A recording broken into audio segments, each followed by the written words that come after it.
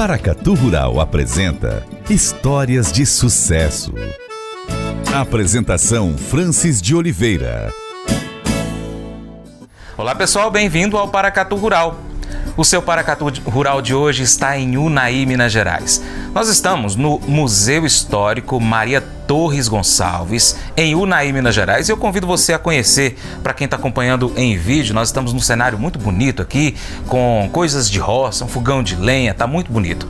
Estamos com um casal de produtores de Unai, Minas Gerais, que é a Ana Valentini e o seu Wilson Valentini. E por algumas vezes vocês já ouviram falar da Ana Valentini. Esse nome não é estranho para você aqui no Paracatu Rural, porque nós estivemos trazendo entrevistas com a dona Ana Valentini, quando ela era presidente da Irriganor, depois secretária de Estado de Agricultura daqui de Minas Gerais, e sempre a gente fala sobre as ações da secretaria. E quando a dona Ana Valentini estava secretária, né, hoje ela está, já saiu do cargo, está trabalhando agora só como produtora rural, junto com o marido. Enfim, hoje nós vamos conhecer um pouquinho da história desse casal. Senhora Ana, muito bem-vinda ao Paracatu Rural mais uma vez, dessa vez agora para a gente conversar um pouquinho da história da senhora e do seu Wilson. Seu Wilson, bem-vindo também ao Paracatu Rural. Muito obrigada, Francis, pela oportunidade de estar aqui contando para vocês um pouquinho dessa longa história nossa como produtor rural. Bom dia, Francis, é um prazer estar aqui no teu programa. A gente acompanha o teu trabalho, você faz um trabalho diferenciado no Noroeste de Minas. Obrigado.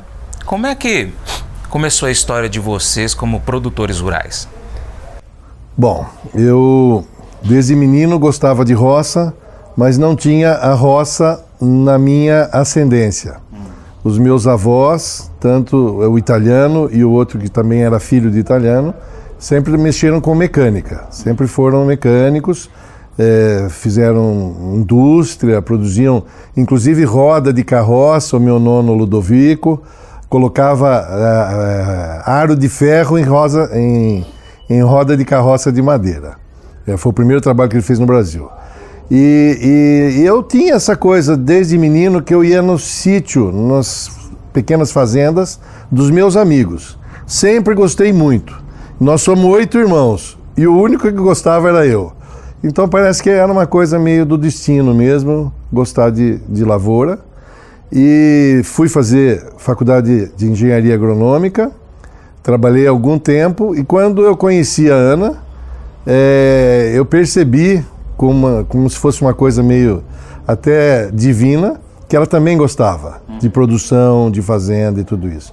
Então foi muito rápido, a gente se conheceu e em 2 anos já se tornou produtor rural depois de casados. O senhor é engenheiro agrônomo e a senhora é engenheira florestal. Isso, o Wilson é formado na Exalc em Piracicaba e eu sou formada em Viçosa, engenharia florestal.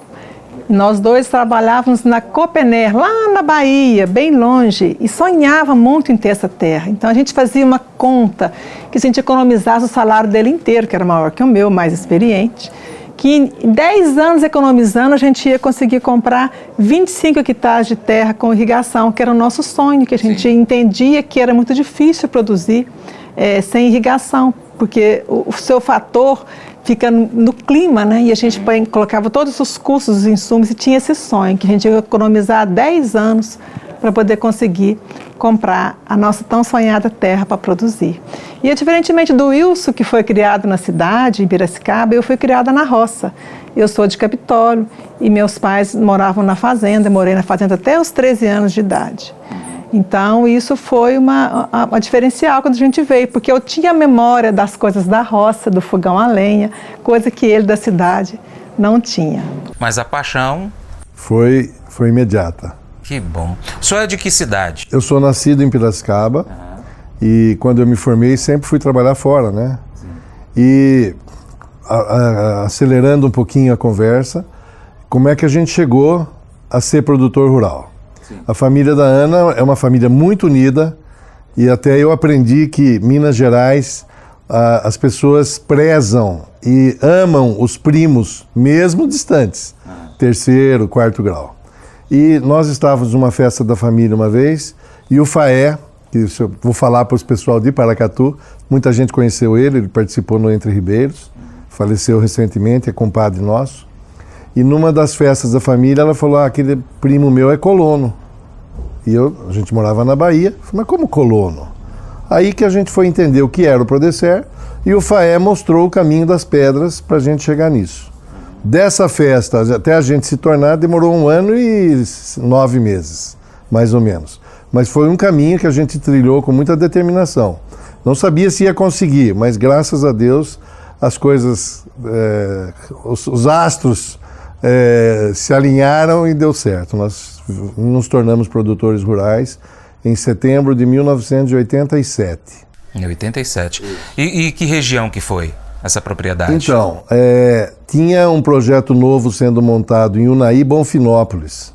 Foi nesse projeto que a gente conseguiu a vaga. Então, a nossa propriedade é em Bonfinópolis de Minas. Nós iniciamos com uma gleba de 340 hectares, que na verdade era só 250 agricultável. E eu, como agrônomo, entendia que para financiar maquinário e a própria terra, uma parte que a gente pagava, uma parte de recurso próprio, 250 hectares era apertado pagar, né? Mas a gente acreditou, e nesse ponto eu gostaria de deixar registrado aqui que a Ana foi determinante, vamos dizer assim, a firmeza, a determinação da gente continuar aqui, porque no começo foi muito difícil, mas muito difícil mesmo. E aí eu falava para ela assim, não, a gente vai fazer outra coisa, vamos embora. Ela falou, não, vamos ficar mais um pouco. Então agora eu vou passar a palavra para ela contar um pouco dessa história vamos ficar mais um pouco. Nessa época era um pouquinho mais difícil obter os recursos financeiros, apoio bancário, do que é hoje, atualmente, né, dona Ana? Com certeza, mas o que é a dificuldade maior que a gente teve naquele primeiro momento? Quando nós viemos para cá, eu estava grávida do nosso primeiro filho, e ele veio primeiro, eu fiquei esperando completar os 3 meses para vir para a fazenda. Mas a fazenda era exatamente 3 horas de estrada de chão daqui de Unai. Então não tinha nada, absolutamente nada lá próximo. E a gente chegou, o meu irmão mais velho emprestou uma barraquinha, que ele gostava de acampar. Era o nosso quarto, eu brinco que era a suíte do casal, mas nem suíte, porque era só a barraquinha. E ele contratou uma pessoa que falaram para ele, alguém da região, que fazia um rancho de buriti. E esse rancho de buriti, então, foi o primeiro alojamento e cozinha da fazenda. E assim nós começamos a fazenda lá na beira do Ribeirão Almas. E eu cozinhava ali num fogãozinho de lenha, baixinho, nem tinha um fogão bom assim, alto. Fazia comida para grávida e buscava água no Ribeirão para lavar a louça, para cuidar, para tomar banho. E tudo assim a gente começou ali a nossa vida nesse começo.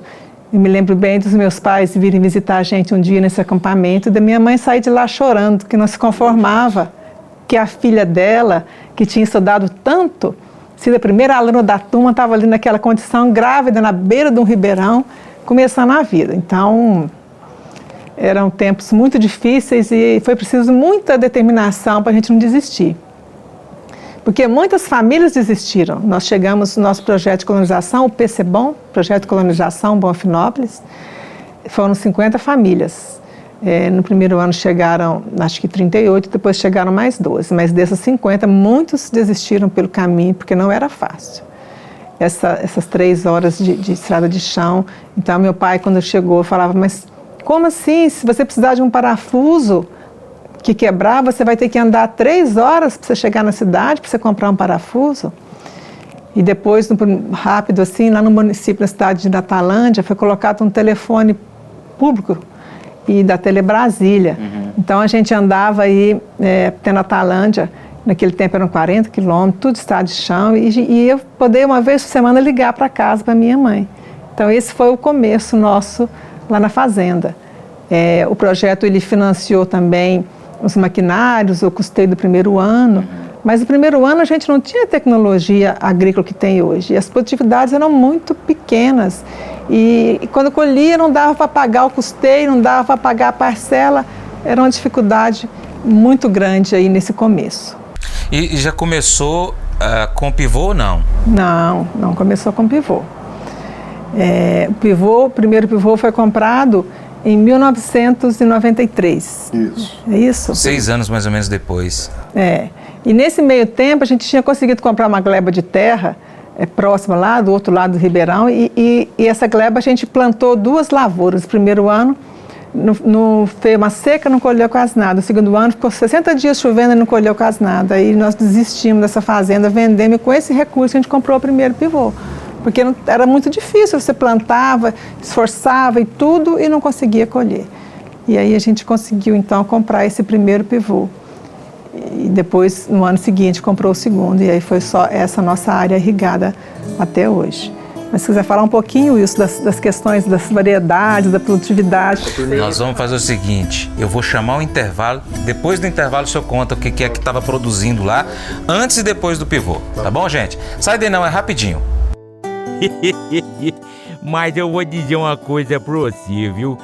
Se quiser colocar propaganda sua aqui nesse programa, eu vou dizer um negócio, você vai ter um resultado bom demais, senhor. Isso mesmo, é facinho, senhor. Você pode entrar em contato com os meninos ligando o telefone deles, é o 38, é o 991810123, bem facinho. É muito bom porque aí a sua empresa vai sair dentro de um programa que é ligado aí ao homem pra mulher do campo. É nós que vai estar assistindo e também vai ver sua propaganda. É bom ou não é, só?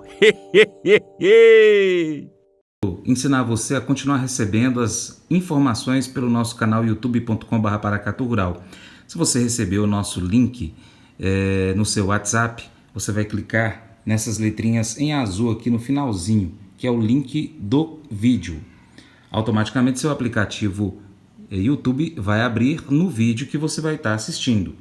Desta forma, você vai clicar em inscrito, aqui eu já estou inscrito, ele vai estar em vermelho possivelmente, e clica nesse sininho aqui também para você estar recebendo as notificações. Quando você clicar em sininho vai aparecer aqui, todas personalizadas ou nenhuma. Então você marca todas para você estar recebendo todas as notificações. Elas vão aparecer no seu aplicativo e também na sua página inicial, aqui caixa de entrada, vai estar aparecendo aqui as notificações, você clica e aqui você vai verificar os vídeos que a gente tiver publicado, ok? Obrigado! Estamos de volta com o seu Paracatu Rural, hoje aqui em Unai, Minas Gerais, com o casal Ana Valentini e Wilson Valentini, que está contando um pouquinho da vida deles, da história deles aqui como produtores rurais. No bloco anterior, a senhora estava contando, vocês estavam contando aqui sobre como é que foi, né, para adquirir a primeira terra. Antes do pivô, seu Wilson, o que foi que começou a produzir lá? Né? Já tinha essa dificuldade, produzir basicamente o que era para a família ali, para alimentar a família, como é que foi? Não, na verdade o projeto ele exigia até que a gente começasse produzindo soja. Então o que aconteceu é que a gente pegou, a nossa gleba era uma gleba de um cerrado mais pesado, nós fizemos o desmatamento, a nossa gleba tinha um cerrado pesado e foram feitos os leirões com a madeira tirada, que depois seria feito carvão posteriormente por pessoas que já viviam trabalhando com carvão. E no meio dos leirões a gente plantava soja. E nós escolhemos as variedades que tinham a inserção mais alta, que a gente chama de canela mais alta, né? A principal da época era a variedade Doco, e não conseguíamos produtividade. A produtividade era muito baixa, porque a correção, existe um tempo do solo reagir aos corretivos, calcário, fosfato, e a gente começou desde o começo, no começo não produzia. Começamos a produzir já depois de uns 2 anos, alguma coisa satisfatória. Entendi. Aí era soja, o que mais que o senhor estava plantando lá nessa época? Até o ano de 92, só soja. Depois de 92 eu já comecei, quando a gente começou no ano de 92, que colocou o primeiro pivô, 93, né? Isso. Nós já começamos a plantar milho no pivô e depois feijão em cima do milho. Aí já começou a melhorar a questão do caixa, né, da rentabilidade da fazenda. Com o pivô, a gente tinha uma garantia de que não perderia por falta de chuva e também a gente tinha a possibilidade de fazer a segunda safra irrigada. Aí começou a melhorar realmente a situação. E nesse tempo todo a senhora lá, firme, com fé? Então, quase esse tempo todo, Porque nesses primeiros anos que foram muito difíceis, então quando eu estava grávida, que eu fui para Capitólio, né, para o apoio da mãe, para ter o primeiro filho, e voltei para a fazenda, a gente já tinha construído a nossa casa. Um dos nossos tios veio lá de Capitólio dar esse apoio para a gente, para construir casa. O nosso saudoso tio João Cor-de-Rosa, ele veio ajudar a fazer a nossa casa. E depois, 1 ano e meio depois, já chegou o Gabriel. Então, eu morava na fazenda com 2 bebês, porque era 1 ano e meio de diferença. Então, naquele tempo não existia fralda descartável, mesmo que existisse, acho que também não teríamos condição de comprar, que era tudo muito caro. Então, eram 2 bebês usando fralda de pano, que a gente lavava à mão, que não tinha energia elétrica, e passava no ferro à brasa. Então, hoje eu vejo assim, tanto apoio, graças a Deus, para que as mulheres possam criar seus bebês, naquele tempo não era fácil. Então, essa dificuldade com os bebês e cozinhando para peão, e mexendo na horta, e ajudando de todo jeito que era possível para apoiar nessa produção. Até que um dia, era bem o tempo de chuva, o nosso filho mais velho tinha aí quase 2 anos, e ele acordou chorando, eu fui ver, ele estava com 39 de febre, e já era aí umas 9, 10 da noite. Então eu comecei a cuidar dele, e passou uns minutinhos, o outro chora, e eu fui, busquei, também estava ardendo em febre, do bebezinho de 6 meses, e o termômetro marcou 41,2 graus de febre. E chovendo, aquele cheio de atoleiro. E aí a gente pensou, não, mas se a gente sair agora, vai ficar no meio da estrada à noite. E fui dando banho, passando álcool, fazendo o que era possível para o dia amanhecer. E eu vim com esses meninos para a cidade. E quando chegou em Unai, no hospital, eu nunca esqueço, a enfermeira me perguntou, e eu contei que tinha conhecido, e ela, muito assustada, falou assim, a senhora sabe, e a gente muito jovem, né? Ela viu que a gente era jovem, inexperiente. A senhora sabe do risco que a senhora correu com esse menino, com 41 graus de febre, ele ter uma convulsão e ficar com sequela? A senhora não pode fazer isso. Então nós ficamos muito assustados. E aí ele falou, então, vamos lá, mudar lá para perto da sua mãe para ela ajudar. E a gente vai então desistir, vender a fazenda, está muito difícil, colhe muito pouco. E aí nós mudamos então para Capitólio. Eu fiquei lá quase 3 anos. E aí veio nossa 3ª filha. E aí quando ele conseguiu o pivô, aí eu voltei. Então nós tivemos esse pequeno intervalo aí de morar em Capitólio na tentativa de mudar de atividade, porque as dificuldades eram muito grandes. E aí eu voltei para o Unai, então, quando eu já vim morar na cidade, porque aí o mais velho já tinha quase 5 anos, eu precisava de ir para a escola. E então a gente também colocou o primeiro pivô, aí que começou. Quando você consegue garantir a produção, então o seu esforço ele é recompensado, né? Todo o seu trabalho, o seu investimento, o seu cuidado com a terra foi recompensado. E aí quando eu mudei para a cidade, depois eu comecei também a ajudá-lo com a parte de gestão, a parte financeira da fazenda, quando eu já mudei para o Unai. Mas foram 6 anos de muita luta, né, pelo que vocês estão contando. Muita vontade de desistir, né, na época. Mas, não, isso aqui não, a gente vai recomeçar a vida em outro lugar, de outro jeito. E depois começou a possibilidade do plantio direto. Mas a gente não acreditava que daria certo na nossa região, porque a seca no inverno é muito grande, então o pessoal que fazia plantio direto no Paraná, eles sempre semeavam uma cultura para fazer o que a gente chama palhada. E ele falava, aqui a gente vai semear e vai tudo morrer com a seca, e não vai adiantar nada, e esse plantio direto não vai dar certo no cerrado. Mas a gente começou assim mesmo, assim como outras pessoas começaram, e foi a salvação do cerrado, o plantio direto. Então, acho que... o testemunho é o seguinte, quando a gente começou a fazer o plantio direto, eu tenho um irmão também que é agrônomo e trabalhava lá no Paraná. Aí eu falava, chama Marcos, eu falava, Marcão, como é que nós vamos fazer? Nós não temos cobertura morta. Ele falou assim, o mato vai ser cobertura morta. Eu falei, mas como o mato? Aí parece que tudo quando a gente faz em nome de Deus e por amor a Ele, por amor à produção, por amor à família, começou a ocorrer a Blaquiária plantagínea, o capim marmelada no meio do pivô, no milho. E a marmelada ficava enorme, aquela palhada de capim, Quando a gente colhia o milho, dessecava, plantava feijão. Nós, rapidinho, assim, em 3, 4 anos, o solo estava uma maravilha.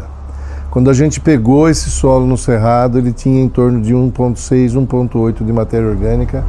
E depois desse tempo ele já pulou para 2,5, 3. Hoje ele fica acima de 4% de matéria orgânica. Porque a gente tem realmente feito essa tecnologia do plantio direto. Hoje a gente usa um escalonamento de milho com soja no sequeiro. E onde põe soja e feijão já tem um tempo que a gente não planta. Mas a gente planta sorgo em cima da soja. Então nós temos, onde não tem palhada de gramínea, tem o sorgo que também ajuda a fazer a camada de proteção do solo. Que bacana, que bacana. Vou fazer o seguinte, eu vou chamar mais uma vez o intervalo e depois do intervalo a gente volta contando um pouquinho da história da Irriganor. Como é que foi que surgiu a Irriganor, da qual a Ana Valentini também faz parte. Gente, volto já, não saia daí. O programa Paracatu Rural hoje é o programa mais procurado pelos empresários do agronegócio para poder colocar propaganda, viu? Então, se você é empresário rural, se você é dono de uma empresa rural, empresa que vende alguma coisa rural, defensivo, sei lá, ração, produtos da roça, pode colocar a sua propaganda no Paracatu Rural, que o seu programa vai ser, a sua marca, ela vai aparecer nos 4 cantos aqui do Noroeste Mineiro. Então, pessoal que tem internet na roça, assiste o Paracatu Rural no YouTube, e aqueles que não têm internet, tem o rádio, ouve o programa Paracatu Rural, tá bom? Então você que é empresário rural aí, ó, põe sua propaganda aí que você não vai estar perdendo não, viu, pessoal? Estamos de volta com o Paracatu Rural, em Unaí, Minas Gerais, cidade vizinha, a terra que é irmã de Paracatu. Quem não sabe, né, Unaí era parte do município de Paracatu. Aí houve um desmembramento, né? E agora existe Unaí, Natalândia, Bonfinópolis, enfim, várias cidades começaram com Paracatu do Príncipe. Ana Valentini e seu Wilson Valentini, casal de produtores rurais aqui de Unaí, e tem investido bastante aqui na região. A Ana Valentini, ela foi uma das pessoas que começou, né, com o seu Wilson lá atrás a Irriganor, que a gente chama sempre aqui no seu Paracatu Rural, traz muitas informações através da Associação dos Irrigantes do Noroeste de Minas Gerais. Dona Ana, como é que começou a história? Como é que começou mesmo lá atrás a Irriganor, que hoje é tão forte no Brasil? Não vou falar só do Noroeste. Eu tenho essa tranquilidade de dizer que a Irriganor é uma instituição forte no Brasil. Com certeza, Francis. A história começou lá em 2012. Seu Zé Américo Carniel, que também é o presidente da Associação do Mundo Novo, o Everaldo Pérez aqui, que era da Coagril, um dia falaram comigo, nós precisamos de fazer uma associação. E como eu sempre participei de muitas coisas na comunidade, comitê de bacia, associação de amigos do meio ambiente, Rotary, diretoria do lar do Abrigo Frei Anselmo, que é o nosso lar dos idosos aqui. Então eu sempre estava envolvida em alguma coisa na comunidade. Então eles falaram, vamos fazer uma associação, nós vamos colocar você. Tá bom. Então eles começou a parte da documentação e o Zé Américo era o presidente, eu era a secretária, mas isso ficou parado, porque acho que todo mundo muito envolvido com suas dificuldades, né? Nós tivemos uma crise muito séria na agricultura lá para os meados de 2015, 2016, e então a gente ficou muito complicado e a associação ficou parada. E quando foi aquela crise hídrica que Paracatu ficou sem água, 2017, a gente teve problema em toda a região, inclusive lá no município de Bonfinópolis, porque o nosso Ribeirão Almas, ele também abastece a cidade. E naquele momento, quem levou a culpa, tanto lá pela bacia do Santa Isabel como pela bacia do Ribeirão Almas, são os produtores irrigantes que levaram a culpa. Ninguém estava olhando lá os 500 milímetros que caíram em algumas regiões de Bonfinópolis, 800 na Chapada, Paracatu também, a gente registrando 530 milímetros. Então, uma precipitação muito baixa naquele ano. Mas a gente levou a culpa. E lá em Bonfinópolis teve uma pessoa que fez um movimento muito grande, marcou uma audiência pública para poder discutir, né, que a gente tinha que buscar um caminho. Então, naquele momento, eu falei com os nossos vizinhos, falei, nós vamos ter que buscar uma organização para mostrar para a sociedade que o produtor rural faz, quais são todos os cuidados que nós tomamos na fazenda. E aí, mas como lá no Ribeirão nós temos só 9 irrigantes, como que faz uma associação de 9? Parece tão pouco. E aí o Henrique Igual, que é o nosso consultor, falou, olha, Ana, nós temos aqui nessa chapada mais 4 ribeirões. Então tem Santa Alma, Santo André, Santa Cruz, né, Bebedouro, e aí vamos convidar os outros produtores. E aí dava 42 pessoas. E falei, boa ideia, a gente faz uma associação desses 5 ribeirões. Então a nossa primeira reunião foi assim, eu liguei de um por um convidando para vir para a reunião. E foram 32 pessoas a primeira reunião. E foi até engraçado porque eu pedi para fazer lá no comitê de bacias. E eu cheguei para a reunião e a moça tinha colocado 10 cadeiras. E eu falei com ela assim, mas essas cadeiras não dão, não tem mais? Ela falou, não, o produtor rural não vem não.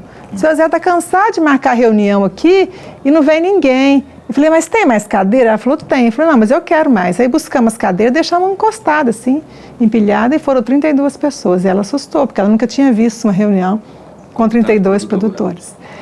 E aí, após essa primeira reunião, os produtores que a gente fala da Chapada do Café Forte, que é a chapada próximo de Cristalina, não, nós vamos fazer uma associação só, não nenhuma outra chapada. A gente já tem aqui Riganóia que a gente quer, né, tirar do papel, vamos colocar a Riganóia para funcionar.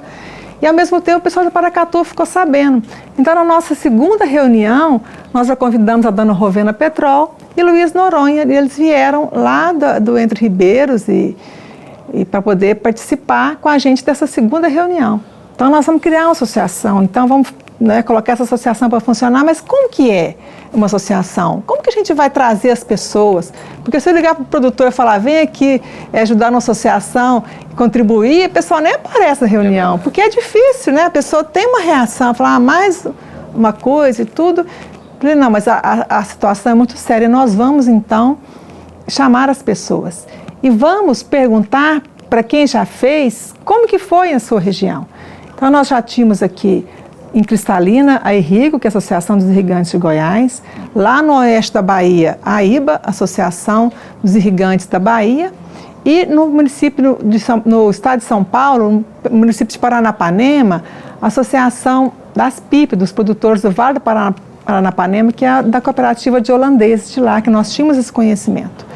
Então nós fizemos uma reunião e convidamos essas pessoas para vir falar de como era o trabalho das associações lá na sua região, com seus produtores rurais. E como trazer esse produtor para o evento. Então nós fizemos um convite, que não era um convite para formar associação. O nosso convite foi para que as pessoas viessem conversar sobre a nossa grande dificuldade daquele momento, que era a crise hídrica. Então, o convite para o evento era Crise Hídrica, Caminhos e Soluções, Unaí, Parque de Exposição, 5 de abril de 2017. E vieram mais de 200 pessoas para esse primeiro encontro de 16 municípios da região. Que bênção. E porque era uma necessidade de todos os produtores rurais que irrigam. Discutir, ver como está a gestão da água, as ferramentas que nós podemos ter. Tem muito conhecimento hoje em dia que a gente tem que trazer aqui para a produção. Porque nenhum alimento, Francis, é produzido sem água. E a irrigação é a forma mais racional de você usar a água na produção. Porque a água vem na quantidade certa no momento certo. Então, todos os seus outros insumos, como a semente melhorada, o adubo, a correção do solo, a máquina de precisão, tudo aquilo que você faz, os defensivos que você usa, tratamento de semente, hoje os insumos biológicos, não, tudo isso tem o seu potencial de produção aumentado quando você irriga.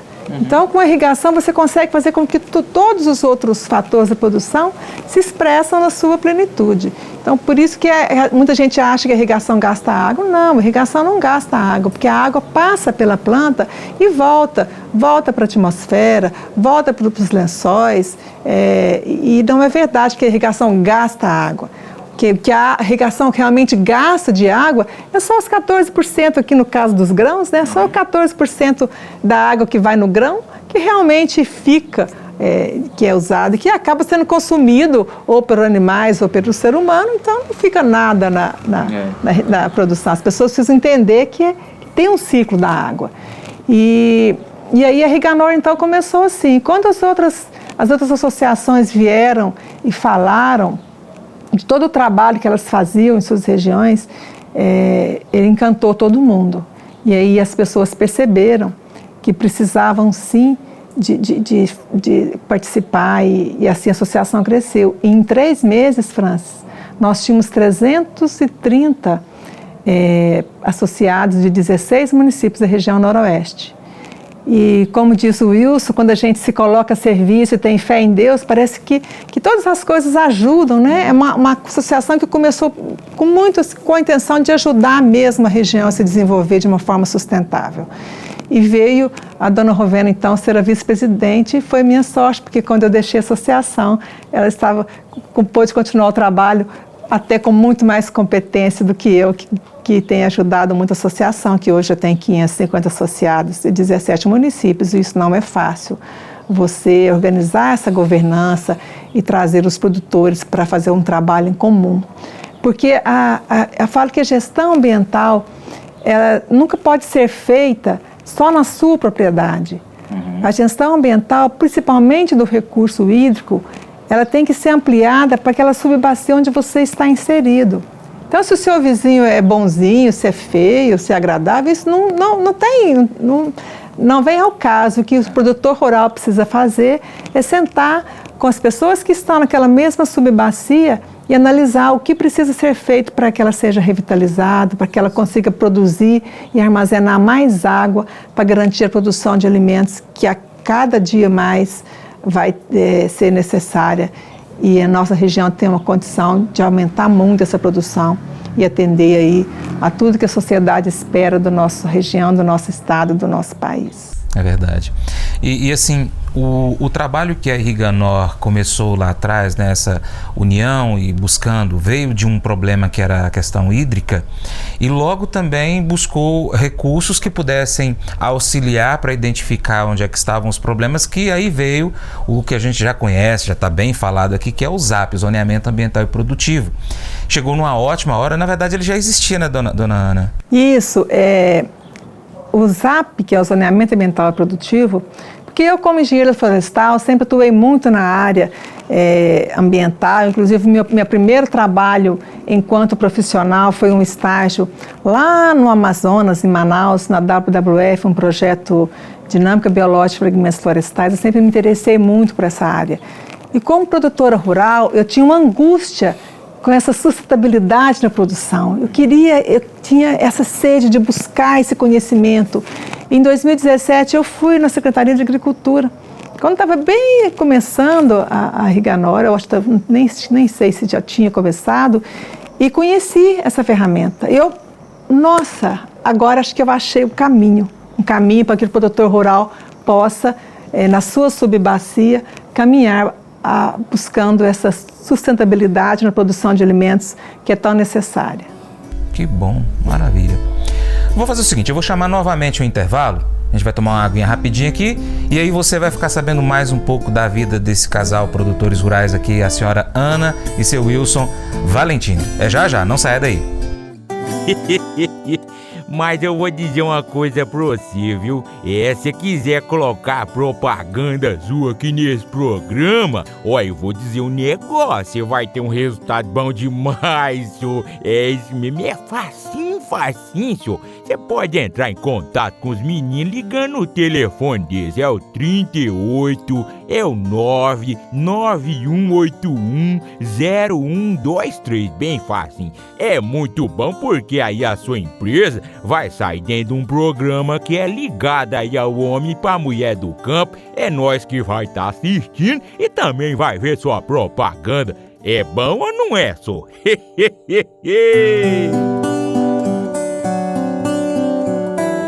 Estamos de volta com seu Paracatu Rural, trazendo para vocês hoje aqui de Unai, Minas Gerais, o casal Ana e Wilson Valentini. Nós estamos aqui em Unai, no Museu Histórico de Unai, muito bonito aqui. Se você não veio, vem cá conhecer, vale a pena, tá?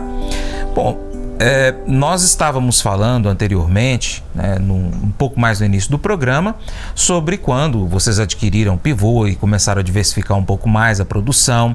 A senhora também falou recentemente, no bloco anterior, sobre a utilização do pivô como algo positivo na utilização da água, como um uso mais racional. E seu Wilson, quando começou então a trabalhar com o pivô, a produção lá, vocês trabalhavam com o que mais? Era milho, a soja, o que mais que teve? Teve fruta também, alguma coisa assim? Bom, primeiro eu gostaria de retornar um pouquinho. A gente só definiu que viria para o projeto se tivesse potencial de irrigação. Porque antes de vir para cá, eu tive a oportunidade de fazer uma revisão bibliográfica de chuva na região. A gente sabia que tinha uma oscilação de quantidade de chuva de ano a ano. Então o risco era maior. Tanto que essa nossa região do Noroeste foi uma das últimas a ser desenvolvida pela agricultura. E a tecnologia ajudou demais. Mas quando a gente começou com o pivô, nós procurávamos alternativas. Nós começamos primeiro com o milho. Depois nós plantamos melancia. Fizemos parceria com a Fuchs, com pimentão irrigado, pimentão páprica. Depois nós plantamos abóbora japonesa. Depois nós plantamos semente de milho. Depois a gente plantou alho. Depois a gente plantou semente de feijão. E esqueci alguma coisa? Batata para Elma Chips. Batata, 3 anos para Elma Chips. Como a gente tinha 100 km de estrada de chão ruim, a batata no caminhão, ela esfregava uma na outra e machucava a casca. Então a gente perdia muito caminhão pela qualidade lá em Itu, onde era a fábrica. Aí a gente tinha que vender essa batata lá em São Paulo muito barato. E aí a gente resolveu que enquanto não tivesse asfalto, tinha que parar com a batata também. Até que a gente foi descobrindo que se você for eficiente, até produzindo soja e milho, você consegue sobreviver. Então a gente seguiu no caminho da tecnologia. Hoje a gente planta soja, milho e sorgo. Basicamente isso. E a gente tem uma rentabilidade que é suficiente para a nossa sobrevivência. E agora vem um filho também ajudar a gente, que é o mais velho, o Enzo. Eu queria justamente puxar esse assunto aí dos filhos, né? São 3 filhos, 4? São 3 filhos. 3. Os 3 envolvidos com o agro? Não, vamos lá. Então, como a gente já falou tanto essa palavra, eu acho que está até cansando, essa palavra foi difícil, mas a gente não tem que escapar, realmente foi muito difícil. E nessa situação, a gente falava sempre com os filhos, olha, vocês vão fazer outra coisa na vida, porque nós dificilmente vamos conseguir pagar o BDMG e ter essa escritura definitiva na mão. Porque até hoje, Francis, a gente ainda paga o BDMG, o financiamento da terra. E isso cria não só a dificuldade das prestações, mas também a dificuldade de você não ter garantia real para oferecer aos bancos e assim conseguir recursos para financiar a infraestrutura que precisa na fazenda, o maquinário e tudo. Então é sempre essa luta, né? E aí a gente falava com os filhos, vocês vão ter que dar outro rumo para a vida, porque isso aqui não vai ser sustentável, a gente vai lutar aqui até que vocês consigam formar e depois nós vamos, né, desistir mesmo, porque não avançava. Especialmente quando eles eram pequenos, né? De uns tempos para cá melhorou a agricultura. Uns tempos para cá melhorou. Então, o mais velho fez administração, o do meio fez comunicação, rádio e TV, e a caçula fez química, e os 3 estudaram em São Paulo. Então, durante muitos anos, todos os nossos recursos eram para proporcionar essa educação para os filhos. Então, o Enzo formou administração no INSPE, uma excelente escola de economia, administração financeira em São Paulo. E o Gabriel formou na Casper Libre e a Mariana formou na USP. Então, os 3 formaram, a gente pensava assim, quando eles se formaram, a gente vai realmente vender de vez pelo peixe que é assar e vai embora para São Paulo, para Capitólio, para algum lugar, né, aposentar. Mas aí, como a gente já foi falando, a tecnologia foi chegando e a produtividade foi aumentando, principalmente com o plantio direto. A situação que você tem de atravessar um veranico num solo aí, depois dos 25 anos de cultivo, ele atravessa muito melhor o veranico. Então, a cada ano a produtividade tem subido no sequeiro. Mas quantas pessoas veem essa situação de ter que aumentar a produção no país, no estado de Minas Gerais, eles precisam lembrar que a alta produtividade no solo ela não vem rápido, precisa de muito trabalho para que você possa realmente chegar nessa produtividade. Então, depois aí de 35 anos de cultivo, é outro solo agora. Que o solo de cerrado, naturalmente, é um solo, como diz o nosso ministro Alisson Paulinelli, é um solo empobrecido, um solo altamente degradado. Para ele se tornar produtivo, precisa de muito investimento em correção do solo, em matéria orgânica. Esse processo do plantio direto, então ele melhora a vida no solo. E a tecnologia hoje tem caminhado exatamente para isso, que o solo é vivo, que a gente agora já começa a trabalhar, né, a biologia, a microbiologia do solo, a questão estrutural. Então, é muita coisa envolvida, mas que é um processo que é muito lento. Então, não se pega uma área de cerrado pensando que ela vai ser altamente produtiva logo no primeiro ano, que isso não vai acontecer. E, então, os filhos foram criados para não vir assumir a fazenda.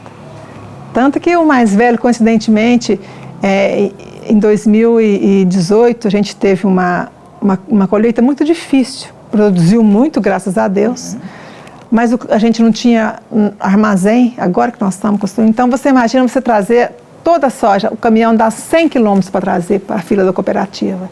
Você começa a colher, o caminhão não chega, a hora que o caminhão chega começa a chover, quando enfim você consegue encher o caminhão, ele atola.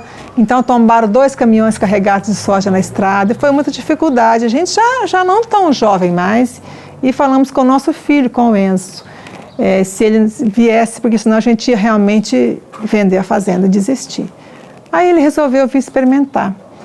Então, em outubro de 2018, o Enzo chegou aqui dia 19 de outubro, e dia 31, o governador já eleito, alguém da equipe, um amigo de alguém da equipe de transição, me ligou pedindo uma indicação para a Secretaria do Meio Ambiente. Então eu conversei com outras pessoas aqui, com o presidente da cooperativa, com o Ferigolo, com o sindicato da Capu, indicamos uma pessoa e eu conversei então com uma pessoa que estava apoiando a equipe de transição durante todo o fim de semana. E ao final do fim de semana ele me disse, e agora você vai mandar o seu currículo para o processo seletivo da Secretaria de Agricultura. E a Riganor estava indo muito bem, né? Aquele primeiro ano e meio, só crescendo, a gente tinha acabado de fazer um seminário sobre irrigação e sustentabilidade, que foi um sucesso, tinham 400 pessoas no Salão Rural, acho que foi um dos maiores eventos aqui que a gente teve na região para discutir a irrigação. E eu falei com ele, olha, isso não tem a menor condição, eu sou uma produtora rural, dona de casa, engenheira, mas eu não tenho nenhuma experiência em gestão pública e isso não vai dar certo. Eu não vou mandar meu currículo, porque não tem nem como eu sair, né, daqui nesse momento. Nosso filho acabou de chegar para nos ajudar e agora que ele vai aprender, porque ele não foi educado com esse viés da gestão da fazenda. E falei, não vou mandar o currículo. E nós temos a ProSoja Minas e a ProSoja tinha vindo, a diretoria, por uma assembleia nossa da Riganor, conheceu o trabalho da Riganor. E eles gostaram muito daquilo que estava sendo feito aqui. E o vice-presidente da ProSoja me ligava todos os dias. Acho que ele acordava e passava assim, não, primeiro eu ligo para a Ana Valentina. Ele me ligava e falava, você tem que me mandar o seu currículo. Você é nossa única esperança. O produtor rural não tem voz no governo, o produtor rural não tem apoio, precisa disso. Você é a nossa única esperança, manda o seu currículo. Eu falava para ele, não, eu não tenho condições de sair daqui, não tenho experiência com gestão pública, isso não vai dar certo. E foi por 10 dias ele me ligou. Aí eu falei, quer saber de uma coisa? É claro que eu não vou ser selecionada, então eu vou mandar o meu currículo. E assim eu fiz. Mandei o currículo, passa uma semana, 2, 3, 4, e falei, acho que não vai dar certo. E ele tinha um bom contato com a família do governador, conseguiu uma reunião em Belo Horizonte, que era uma reunião entre a ProSoja, a Riganor e a MIPA, que é a Associação Mineira dos Produtores de Algodão, o Daniel Brux lá de Patos de Minas. ia para a reunião, então nós três teríamos uma reunião com o governador. E as entrevistas do processo seletivo foram coincidentemente na mesma época. E eu fui para Belo Horizonte. Além do processo seletivo em si, eu tive também meia hora de conversa com o governador para relatar para ele toda a dificuldade e o sofrimento do produtor rural no estado de Minas Gerais. Principalmente com a burocracia, com a legislação ambiental, tanto para licenciamento quanto para cumprimento de condicionante. Quer dizer, a produção rural, que não tem um impacto muito pequeno, é tratado como uma indústria de grande impacto, uma mineração, então as regras são as mesmas, e é um trabalho muito difícil de mudar isso, porque as pessoas às vezes confundem a burocracia com a degradação, com a preservação, com a recuperação, que são coisas diferentes. A exigência de estudo de documento, isso não garante. O que garante a sustentabilidade, o que garante a preservação ambiental é a ação mais efetiva. Então a gente tem que mudar isso no governo, mas o próprio servidor fica inseguro com essas mudanças, né? E aí o nosso filho do meio, o Gabriel, ele mora no Canadá. Então o Gabriel estava vindo depois de 3 anos para passar o Natal com a gente. E eu só fui passar o Natal com ele naturalmente, a família toda reunida. Eu só cheguei no governo no dia 28 de dezembro. Entendi. Não tive nem oportunidade de transição. E uma coisa que me marcou muito no começo do governo, que a nossa posse foi no dia 2 de janeiro, e esse vice-presidente da ProSoja foi na posse com a maior alegria, porque eu tinha sido selecionado, ele que insistiu tanto. A nossa posse foi na segunda-feira e na sexta-feira ele começou a passar mal e faleceu de uma leucemia aguda. Nossa. Era como se me levar para o governo fosse assim, a última coisa que ele fizesse. E o nome dele era Jesus Storm. Então, acho que é uma coisa que, como diz o Wilson, tudo na vida da gente tem uma mão diferente. A gente tem muita fé e eu sempre acredito nisso. E chegando lá, foi tudo muito diferente, a gestão pública, a velocidade, os desafios. E eram aí 14 horas por dia de trabalho esses últimos 3 anos e 3 meses, principalmente para ajudar os nossos agricultores familiares pelo Estado, que ainda que tenha um apoio, esse apoio ainda precisa ser aumentado e muito. É verdade, é verdade. Seu Wilson, o senhor ficou esse tempão todo aí junto com o Gabriel, não é isso? Não.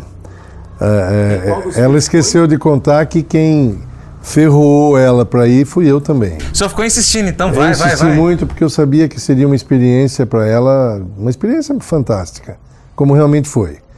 E eu já tinha vivido antigamente a questão da fazenda, quando ela começou a trabalhar, que os meninos cresceram, ela ficou com a parte da cidade, né? Do escritório, das finanças, da organização. E eu sempre fui o operacional e o comercial. Eu que comprava, vendia. Eu tive a oportunidade de fazer cursos de fertilidade na Embrapa 2 vezes, fertilidade solo, e a gente sempre seguindo na linha da tecnologia. Participei de associações, condomínios, depois de cooperativa também, e depois quando eu decidi que quando a gente estava trabalhando para outras pessoas, a gente deixava um pouco o nosso negócio de lado. Eu falei, olha, eu já colaborei bastante, agora eu vou parar. Aí foi quando ela começou. Aí a condição para ela ir para Belo Horizonte é que eu fosse junto. E isso, para poder viabilizar isso, realmente eu fui. Eu vinha periodicamente para a fazenda, mas não era a mesma coisa. E o nosso filho ficou praticamente abandonado, recém-chegado aqui, com toda a parte financeira e a parte operacional, uma parte da operacional que ele ajudou a fazer, e eu dando suporte lá por telefone o tempo todo. Então, foi uma experiência importantíssima para a família. Sim. Não foi só para a Ana, todo mundo viveu uma experiência. Os filhos, imagino que se conversar com eles, tem um orgulho imenso da mãe, né? Mas eu acho que tudo isso foi um projeto de família que foi ela que desencadeou, né? Na verdade. Nós somos coadjuvantes da atriz principal aí. Que bom, muito bom. Eu vou chamar novamente o intervalo e a gente volta para o último bloco para a gente poder finalizar essa conversa que está muito boa e que está rendendo muito assunto. Não saia daí.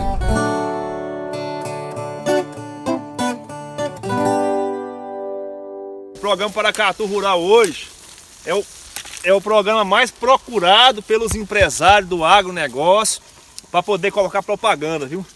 Então, se você é empresário rural, se você é dono de uma empresa rural, empresa que vende alguma coisa rural, defensivo, sei lá, ração, produtos da roça, pode colocar a sua propaganda no Paracatu Rural, que o seu programa vai ser, a sua marca, ela vai aparecer nos 4 cantos aqui do Noroeste Mineiro. Então, pessoal que tem internet na roça, assiste o Paracatu Rural no YouTube, e aqueles que não tem internet, tem o rádio, ouve o programa Paracatu Rural, tá bom?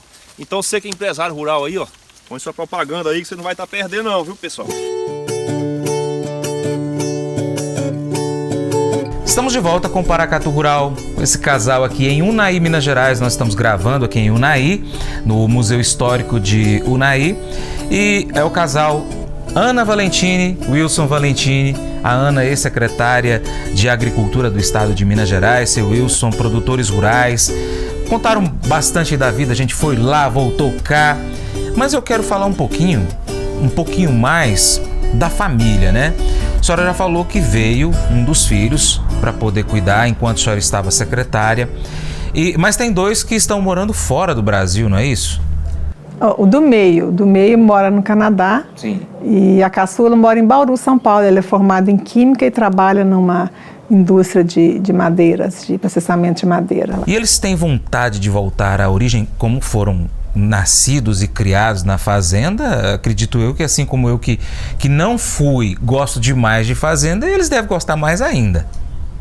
Eu acho que aquela dificuldade muito grande, eles absorveram. E isso tirou um pouco deles. Então, assim, para eles a fazenda, a lavoura, é uma coisa de muita dificuldade. Quando eram criança, teve um dia que o mais velho falou assim: a gente devia mudar o Natal para o mês de julho, mãe, porque quando chega no Natal, nunca tem dinheiro para comprar nada de presente, porque é tempo de plantio. Então, todo o esforço nosso era na terra, em plantar. E quando colhia, se era um ano bom, conseguia comprar alguma coisinha. Então, um dia ele falou isso: o Natal podia ser em julho, de tanto que foi difícil a vida para eles. Então, eu acho que acompanhar essa dificuldade de ver a gente rezando para chover, ou pedindo a Deus para a chuva parar para colher o feijão. Então, toda essa dificuldade, isso afetou, né, a formação dos filhos em relação. Então, para eles, não era só um lugar de brincar e de passear. A fazenda era um lugar de muita luta para poder produzir. Isso também, com certeza, tirou um pouco o ânimo deles de trabalhar na fazenda. A senhora falou muito da questão da dificuldade de produzir utilizando água, e teve o pivô, que foi que melhorou. Mas a questão hídrica ali já está mais ou menos resolvida na região da senhora? Eu vou falar um pouquinho sobre isso. Antigamente, na década de 90, comecinho de 2000, a gente tinha um número mágico na cabeça, que a gente dizia que o produtor rural tinha que ter de 20% a 30% da área dele irrigada para dar sustentabilidade à terra de sequeiro. Então, se você perdesse por falta de chuva no sequeiro, a garantia da produção no irrigado daria para você tocar e girar a sua vida financeira e tudo isso. E nós, ao longo dos anos, a gente acabou comprando pequenas propriedades perto, foram 3 na verdade, inteiramos 4 propriedades, e nós continuamos com menos de 20% de área irrigada. E nós precisamos muito, mas muito, aumentar a área irrigada na nossa fazenda. Nós temos o recurso, que é o ribeirão, mas nós não temos a liberação para construir a barragem. Então, eu tenho certeza que quando a gente conseguir aumentar a nossa área irrigada, os nossos filhos, que não estão no negócio ainda, vão entender que vai ter viabilidade eles virem para cá em função da garantia da produção. Não é da riqueza, nós não vamos ficar ricos com aquilo, mas a gente vai ter garantia que vai ter produção e vai ter geração de recursos. É verdade. Porque hoje, Francis, como o custo dos insumos é muito alto, o seu risco se torna maior. Você colocar tanto recurso na terra e depois se não chover. Então, isso é uma dificuldade que é para o produtor rural. A gente precisa, hoje, de aumentar a área irrigada aqui no Noroeste. A produção de grãos sem irrigação é uma atividade de alto risco. E por isso que a gente tem que viabilizar essa gestão do recurso hídrico a nível mesmo regional, a nível de subbacia, para que os produtores possam ter a irrigação e assim garantir a produção, porque não, é muito complicado você ter esse custo que nós temos hoje de insumos, de sementes, de defensivos e não ter a garantia da produção. É verdade. Olha, só mais uma curiosidade que eu gostaria de deixar registrado. Nós temos um funcionário que está há 33 anos com a gente. Ele tentou sair da fazenda 2 vezes, não deu certo fora e a gente sempre recebeu ele de volta, porque a gente tem um carinho muito grande por ele e ele pela gente. E o nosso gerente atualmente tem 25 anos que está com a gente. E ele, um dia, eu nunca esqueço, eu cheguei na lavoura de soja, fazia muitos dias que não chovia, e ele escreveu um bilhetinho, me emocionou muito isso. Ele escreveu um bilhetinho e colocou na folha de soja, do pé de soja, e escreveu assim: São Pedro, manda chuva para nós. Quando eu vi aquilo, me emocionei e ele começou a chorar. Então, a dificuldade não é só nossa. A dificuldade é dos nossos companheiros, de todos os familiares, dos fornecedores, é uma cadeia, é um negócio que você vê, Paracatu, Unaí, a nossa região do Centro-Oeste, todos vivem 80%, 90% em função da agricultura. E isso é uma coisa que toca muito a gente, sabe? E às vezes por um capricho, às vezes por causa de um, sei lá, de um pensamento menor, como o que a gente está vivendo agora, uma guerra, que está acontecendo uma mudança totalmente de valores, né? Os países pedindo para o Brasil produzir mais, né? E a legislação às vezes não deixando a gente trabalhar mais. Verdade. E aqui, Francis, é muito importante também dizer que a gente só chegou até aqui porque nós tivemos muitos bons funcionários nos ajudando na fazenda. Todos eles ficam por muito tempo com a gente. O Wilson falou dos 2 aí, 33 e 25, mas tem mais que... Tem de 12, de 11, eles não saem, eles ficam... Viram uma grande família. E às vezes tem um problema e sai e depois volta, pede para voltar. E quando eu me lembrei hoje de manhã da dificuldade toda que existia na região, aquela Chapada de Bonfinópolis, as famílias que viviam lá moravam em casa de pau a pique, de chão batido, às vezes até coberta de palha, de buriti. Era muita falta mesmo de qualquer estrutura para aquelas famílias. E hoje a realidade é outra. A região se desenvolveu, aquelas pessoas que moravam naquela situação, têm casa na cidade, carro novo, não é? Essa riqueza toda da terra está sendo distribuída também para o município, para a população daquela região. Isso a produção traz riqueza para todos. E você consegue observar o IDH dos municípios onde tem uma grande produção agrícola e que isso muda. Ou seja, não só o produtor é beneficiado, mas a sociedade toda é beneficiada. E isso que o Wilson coloca da questão da cadeia de apoio. A gente viu também, como eu falei, que muitas famílias do nosso projeto desistiram, a gente viu também fornecedores que foram à falência, porque quando você tinha uma seca muito severa e a gente não colhia, não tinha como pagar o banco, como pagar a revenda, e eu vi pessoas que foram à falência, negócios de defensivos, de adubos, que foram à falência, transportadoras, porque o produtor não colheu, não tem de onde tirar, a gente vive só da terra. A nossa renda, nos últimos 35 anos aí, veio tudo do nosso esforço de lidar com a terra, de jogar a semente no solo, de cuidar e não temos outra fonte de renda, sempre foi lá. E isso, toda vez que a gente se coloca em crise, em dificuldade também, os nossos funcionários, os nossos fornecedores também se colocam em dificuldade. Verdade. Bom, antes da gente finalizar, eu queria que vocês falassem um pouquinho dos filhos, genro, nora, netos. Quem são eles? Só nós temos o mais velho, que é o Enzo, que está morando em Unaí hoje. O Enzo é casado com a Clarissa, que é uma psicóloga. E eles têm uma filhinha, Lorena, de 3 anos, que é a nossa neta mais velha, que é uma benção, adora ir para a fazenda. Quando a gente vai sair para a fazenda, tem que falar escondido perto dela, porque se ela ouvir a palavra fazenda, tem que levar ela no carro junto. Tem paixão pela fazenda. O Gabriel Quando o Gabriel formou, era o ano de 2015 e o país enfrentava uma crise muito séria, então ele foi atrás de fazer uma pós-graduação no Canadá e ainda não voltou, mas a gente espera ter um sonho para o futuro, que a gente estruturando a fazenda ele possa voltar. Ele é casado com a Isadora, tem a Estela de 2 anos e essa semana agora nasceu o Mateu, que tem aí 4 dias, um belo menino forte, grande, graças a Deus. E a caçula, que é a Mariana, completou ontem 30 anos e a Mariana ainda não casou, trabalha lá na Dexco em Bauru como química na indústria de resina. Mas a gente espera reunir a família toda aí nesse nosso sonho de ter autorização para construir uma barragem, de ampliar nossa área irrigada e de dar a eles a condição de saber que o esforço, sim, vai, né, ter a garantia da produção.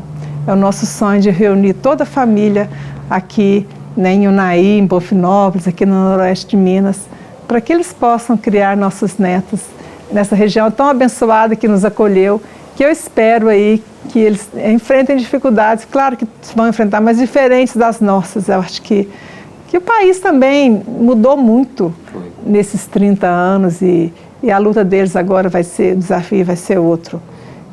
E a gente tem esse sonho que eles possam se juntar a nós. Assim seja. Eu gostaria de registrar também que, a exemplo de todo o sofrimento, toda a dificuldade, sofrimento não, a gente deixa o sofrimento para trás.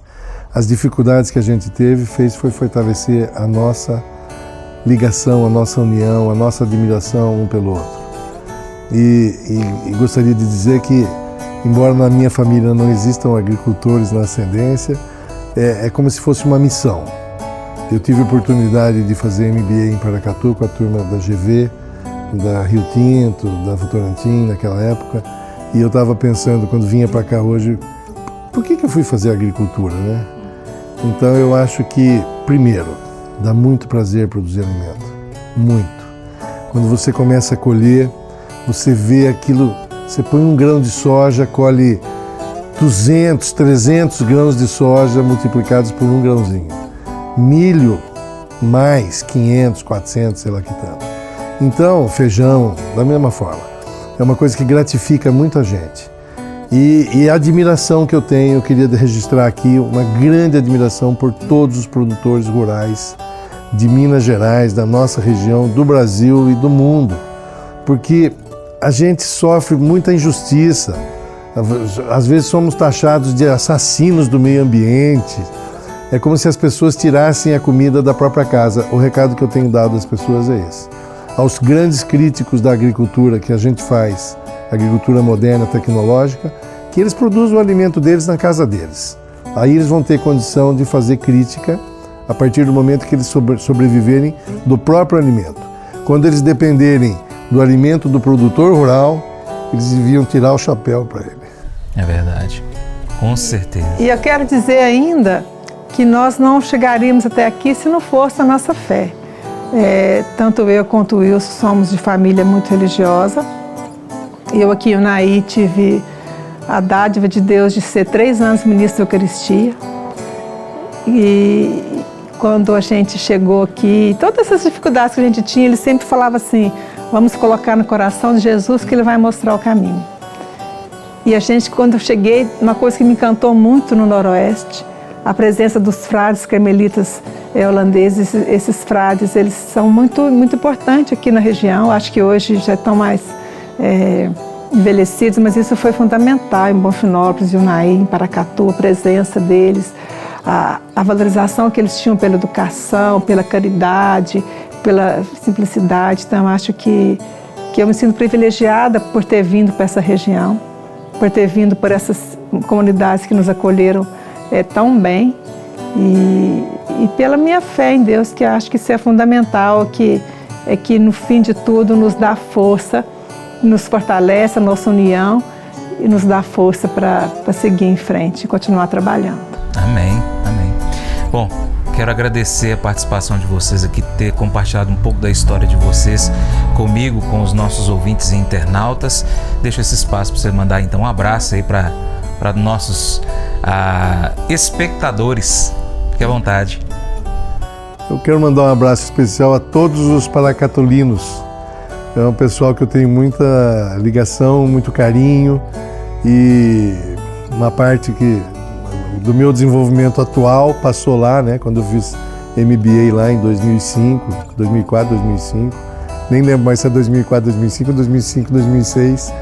Mas um grande abraço a todos vocês e dizer aqui de público que o trabalho que o Francis faz nesse programa é uma coisa a ser copiada, a ser multiplicada por muita região e muita cidade, porque trazer a história da célula da produção, que é o pequeno produtor, o cara que está lá esquecido lá em Bonfinópolis, em Paracatu, em qualquer outro município, isso traz uma alegria muito grande para quem está vendo também, não só para quem está participando.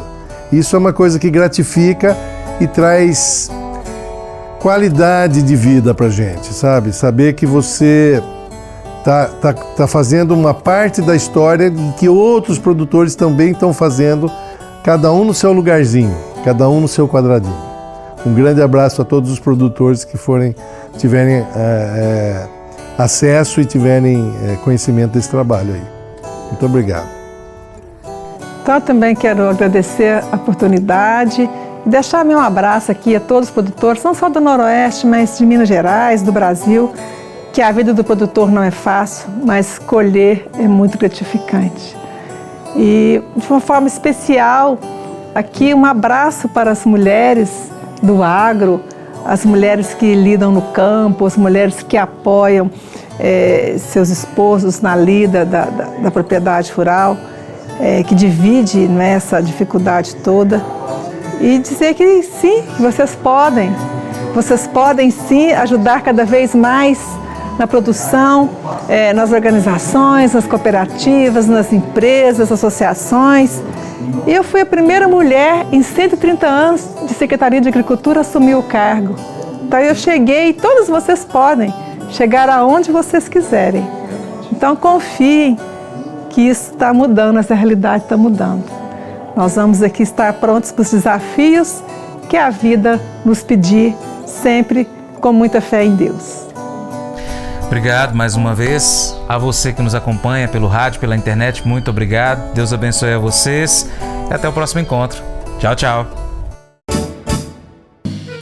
Paracatu Rural apresentou Histórias de Sucesso. Apresentação Francis de Oliveira.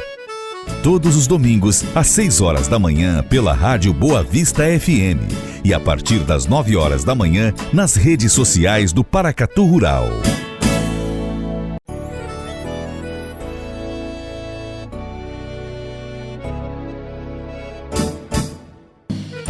Acordo de manhã para prosear no mundo do campo, as notícias escutar. Vem com a gente em toda a região com o seu programa Paracatu Rural. Tem notícias, informação e o mais importante, sua participação. Programa Paracatu Rural. Programa Paracatu Rural.